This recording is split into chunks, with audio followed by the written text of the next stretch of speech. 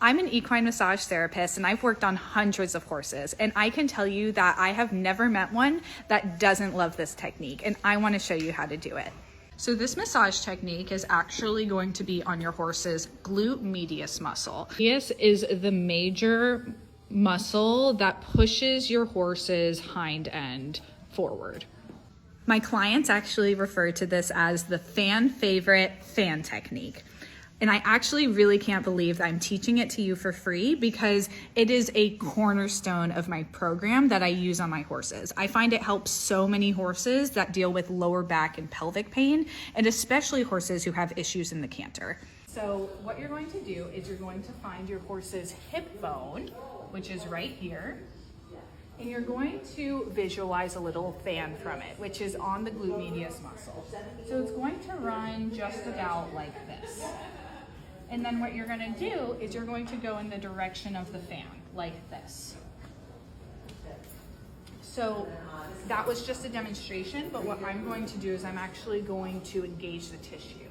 So what a lot of massage therapists do is they just go over top of the tissue like this. Whereas myofascial release and in my techniques, I teach you to actually engage the tissue. So you're using just enough pressure that you can see your hands denting the horse's muscle a little bit, but you're not forcing it. You're not going to make them feel uncomfortable at all. So I'm starting on the first edge of the fan, that's diagonal like this. And don't worry about it being perfect. This is a big area. Your horse is going to enjoy you massaging them no matter what, even if you're not doing it perfectly. So I'm going forward and I'm waiting for her to tighten against me, and at that point I would hold. So I don't know if you guys could see it, but she was tightening a little bit through here in this area. So I'm just going to hold it and wait for her to soften.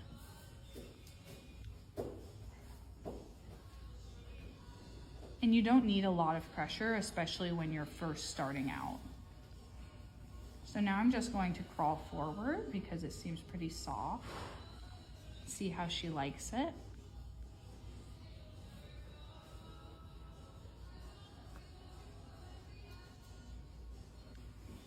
Good. And so that was the end of the first fan. Now we're going to do the second fan. And you can choose, on the second, you can either go straight or you can go a little bit more diagonal. I generally go a little bit more straight.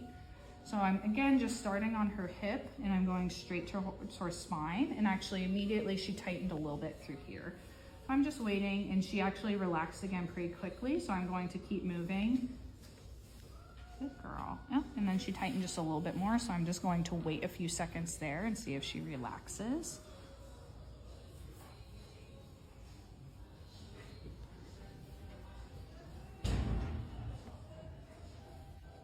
She softened again, so I'm just moving again very slowly.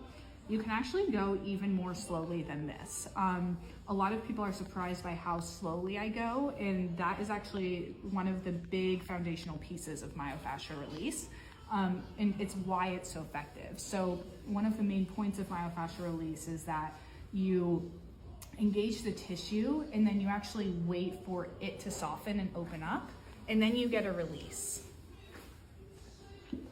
And it makes this kind of work a lot more effective, because instead of going through the tissue and potentially irritating or even damaging it and making the horse or person more sore, you're working with the tissue and allowing it to open at its own pace. And then you're getting lasting results. So now after she released and softened, I'm just going to keep moving forward a little bit. She's responding well to that. She is twitching just a little bit, but that isn't a huge reaction. Those of you who have jumping horses or, oh, good girl, or horses who are really sore, you may find a much bigger reaction when you palpate this area.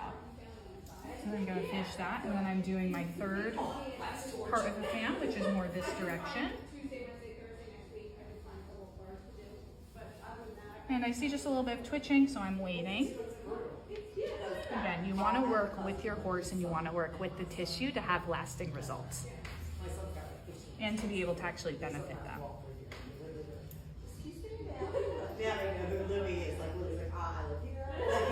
And then that was a little bit of a bigger reaction. She tightened through here. So I'm just going to wait here for a little while and wait for her to relax. If I was doing this on a horse that was really sore, I would be spending a lot longer on this area. Dixie is lucky enough to get worked on me once a month and get MagnaWaved, and her mom is my best friend and she massages her all the time as well. So Dixie is less reactive than your typical horse would be to this area. So just expect to see a little bit more of a reaction in your own horse and don't be too worried about it. Of course, if there's anything you are concerned about with your horse, it's definitely a good idea to contact your vet. So now I'm doing the last stroke of the fan just through here. Oh, and then there's a little bit more of a reaction right in this area. And so I'm just going to gently hold this as I continue to move through.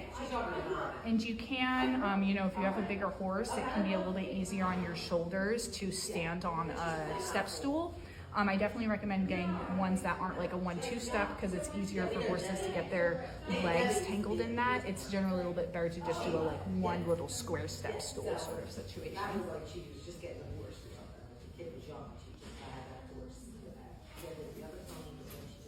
I'm gonna keep going and then we're all done. And I like to just give the area a little pat. Go ahead and try this on your horse and let me know what you think.